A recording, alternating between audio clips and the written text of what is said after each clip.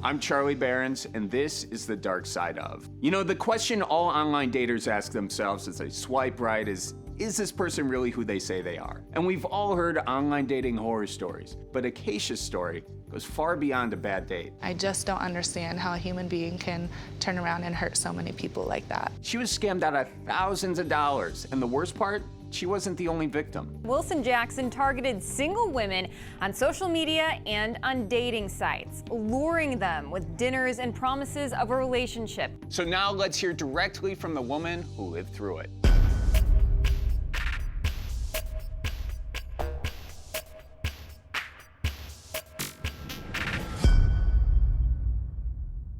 Thanks so much for sitting down with us. Why don't you start by telling us where you are in your life at this point? I am a veteran. I was in the Air Force for 9 years, and I do have 2 master's degrees, one in business and one in psychology. I'm very well traveled throughout the world, experiencing lots of different people and cultures. What initially got you into online dating? Well, I just kind of had a rough holidays, and so I was just open to the idea, and honestly, he had contacted me on social media and we had mutual friends, so I just kind of felt comfortable. Did you know what his job was? Yes, so his story is that he owns this solar energy company. I just was like, okay, he has a job. He just made me feel comfortable in that sense. Did you Google him? No, not at that time. I did not Google him. And what were all the things you liked about him? Well, he was into the gym. I like working out, and I'm a diehard college football fan, so he really just picked up on that. What kind of compliments would he give you? He would text me in the morning, good morning, beautiful, and he was very in contact with me nonstop. You know, hey, I'm headed to the gym, I'll hit you up in a couple hours, and I would hear from him in a couple hours. So he just made me believe him and believe his story. So that was what I fell for, I guess.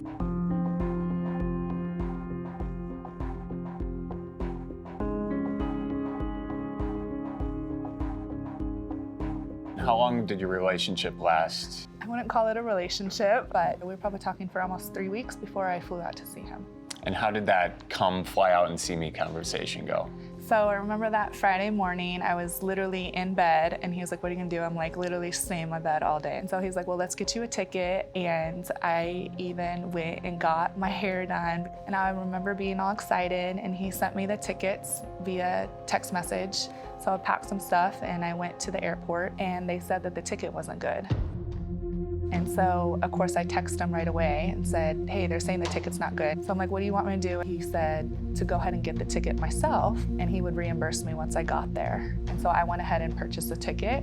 But in the meantime, he had texted me a picture of himself in front of a Wells Fargo sign saying he was at the bank trying to get the situation resolved. Again, we had built up rapport up to that point, so I believed what he was telling me. It's, you know, a few $100. It wasn't that big a deal to me. Acacia Udinat met Wilson Jackson online, and after 3 weeks, she made the spontaneous decision to visit him in LA. So you get on the plane, you land, and he picks you up? Yes, he picked me up.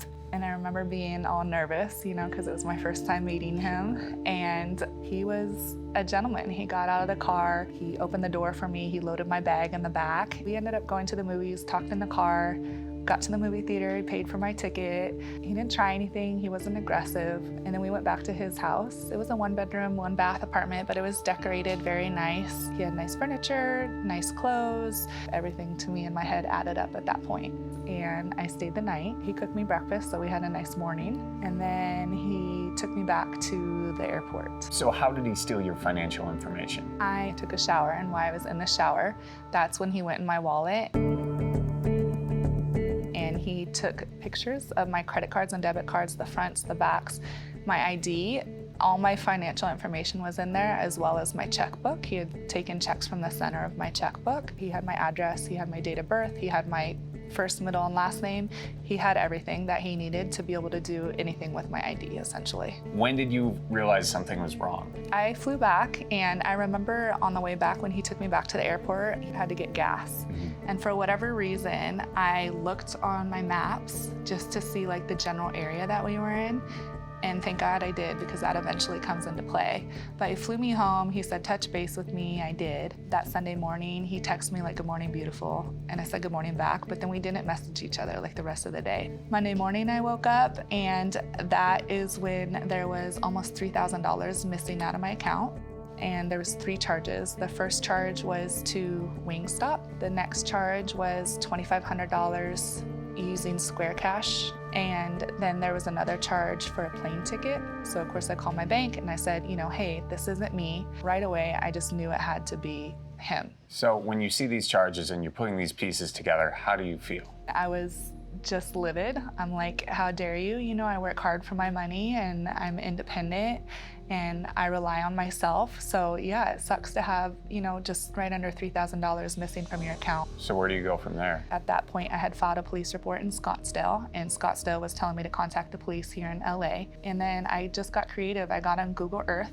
The Wingstop phone number I had Googled, which gave me the address. And so that address was so close to when I looked on the maps of my car right before I was leaving. I was like, oh, we went to the movie theater Friday night.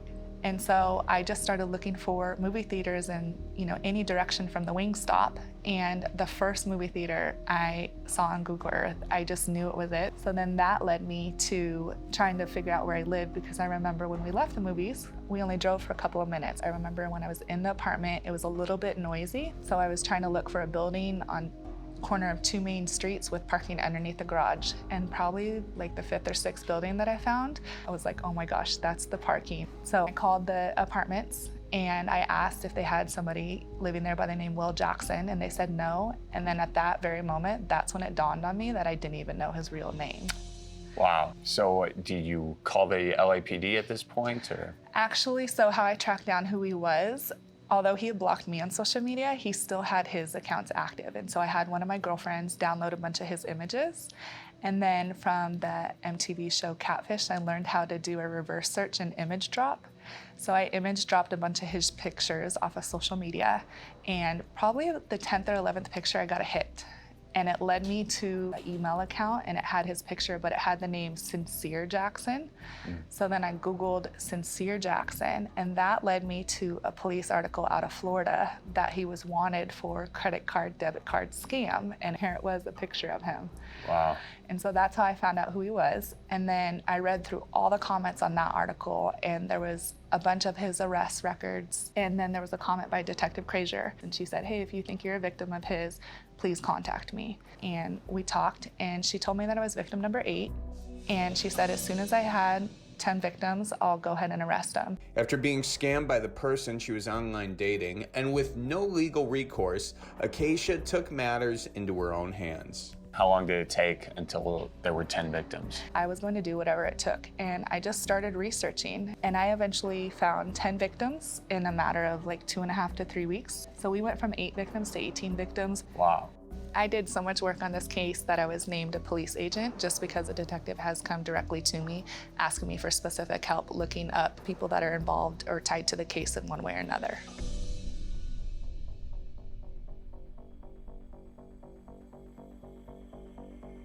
On March 28th, he had just gotten arrested for grand theft auto.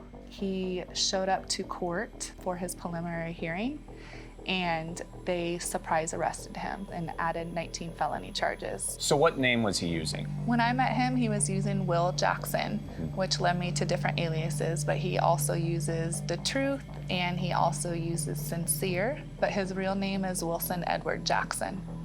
The LAPD says 37-year-old Wilson Jackson has been accused in several states of scamming women out of money. Jackson's been busted in the past, and now authorities have the suspect they say was stealing more than just hearts. Jackson is being held. Bail is set at $300,000.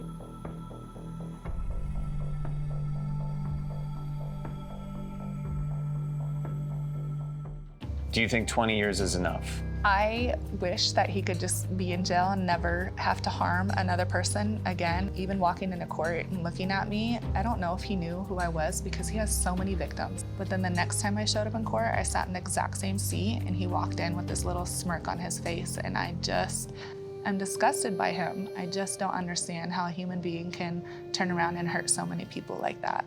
What advice would you give people who are currently online dating or considering it? Look, I still believe in love, and I still believe there can be happy endings. I know plenty of people, including my brother, that have met people via online. So I do think it's acceptable. I just think you need to do more research. Well, you're really amazing. I mean, because of you, this guy is behind bars. So thank you for doing what you've done. Thank you for having me.